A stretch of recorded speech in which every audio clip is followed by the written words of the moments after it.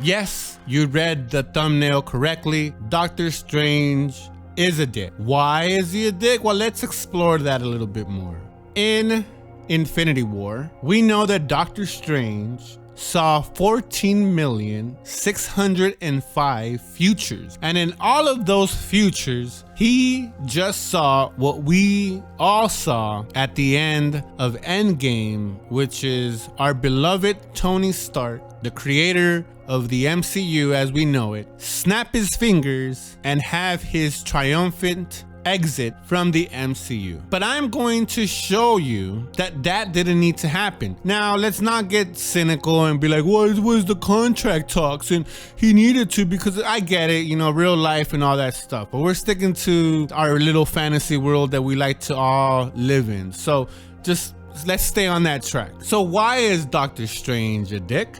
Well, let me show you my evidence. In the movie, we see several more powerful and morally grounded superheroes have possession of the gauntlet. The first one, and being the most powerful one, Hawkeye. I'm just kidding. I'm just joking. I just wanted to, because he does have the gauntlet in the beginning, but he would have the same thing, the same outcome that Tony had would be the same outcome that Tony had.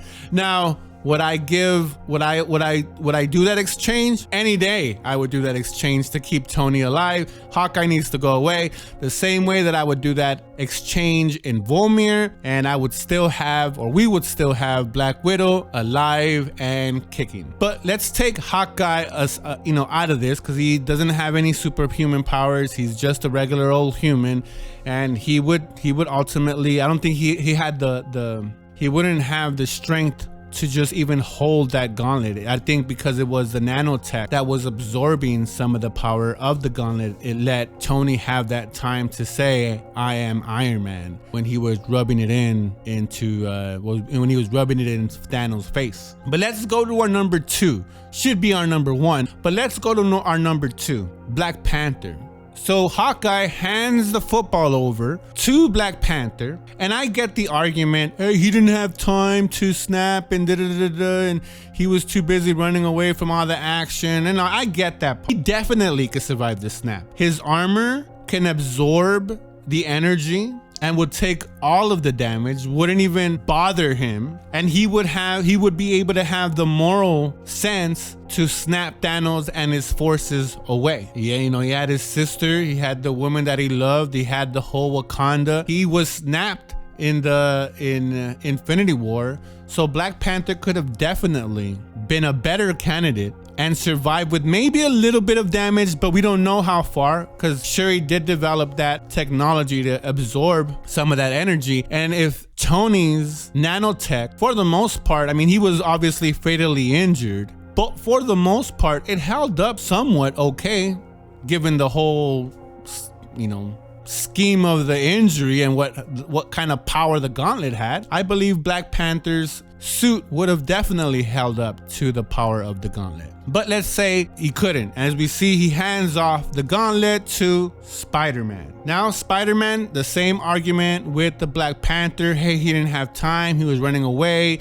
You know, he activated the kill mode, and he didn't have enough time to put on the gauntlet and snap. And I'll give you that. But he was definitely strong enough to snap. Not only did he have the same kind of suit with nanotechnology as did Iron Man, we know that Peter Parker has superhuman strength, close to what Hulk has. So I definitely think that Peter Parker could have put it on the gauntlet, snapped the finger, and we know that he has healing abilities, that his body eventually will heal itself. Now, we know we didn't see that much of the healing in the Hulk at the end of Endgame, but we can surely assume that his body will eventually heal. So fine, I gave you Black Panther, I gave you, Spider-Man. He didn't have a chance. Ultimately, he gets thrown up to Valkyrie on her Pegasus, and then he falls down to Earth because of the missiles being shot down and stuff. And then here comes old Captain Marvel. Now here is where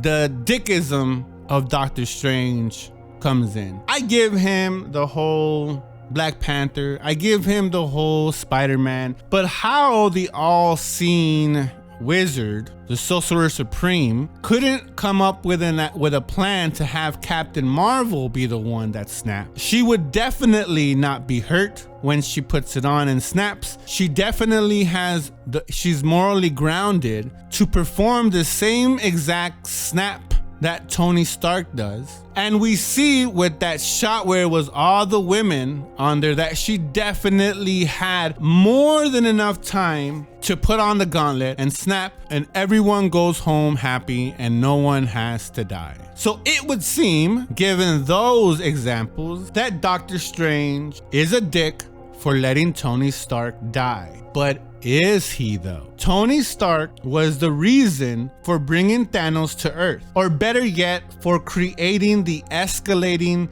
series of events that led to Thanos' arrival. And I'm talking from the first Iron Man all the way up to Infinity War, if you will. And Tony was also the solution for killing Thanos. So keeping Tony alive would surely cause Tony to overreact or overcompensate to protect the world, to protect the universe, to protect us all, the same way he did in Age of Ultron after the events of Avengers 1. Plus, he created time travel that will cause, or has caused, severe catastrophic events to the reality. And as we know, and as we've been told, what is Doctor Strange's responsibility to protect? What is Doctor Strange's sole purpose now that he is the Sorcerer Supreme? He is responsible, like he told Tony Stark, to protect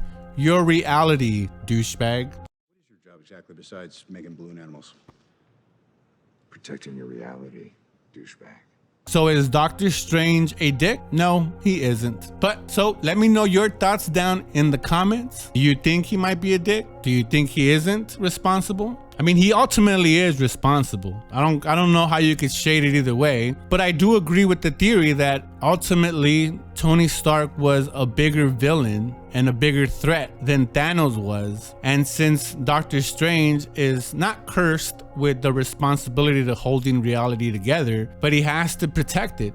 And in protecting that, I think he took a 2-for-1 deal. You know, eliminate Tony and eliminate Thanos for the price of one fight. But let me know your thoughts down in the comments, and like always, that's a wrap.